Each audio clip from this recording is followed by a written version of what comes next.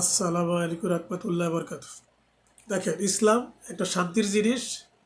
এই শান্তির ভিতরে আমরা অশান্তি সৃষ্টি করবেন না। যে যেভাবে আছে থাকতে দেন। কারো ওপর জোর করে ইসলাম বিজয় করা যায় না। এই জন্য আপনারা ইসলামের দাওয়াত সবার কানের করে পৌঁছায় দেন। কারো ক্ষতি করার চেষ্টা করবেন না। কারো মনের বিরুদ্ধে যুদ্ধ ঘোষণা করবেন না। যাই যেভাবে আছে ওইভাবে থাকতে দেন। আপনারা ইসলামের দাওয়াত দিতে থাকেন।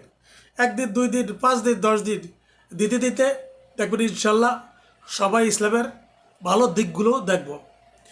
আপনারা যদি মানুষের উপর জুলুম করেন, বাজার ভাঙেন, কবর ভাঙেন, এগুলা ইসলামের কোনোদিন বিজয় হবে না।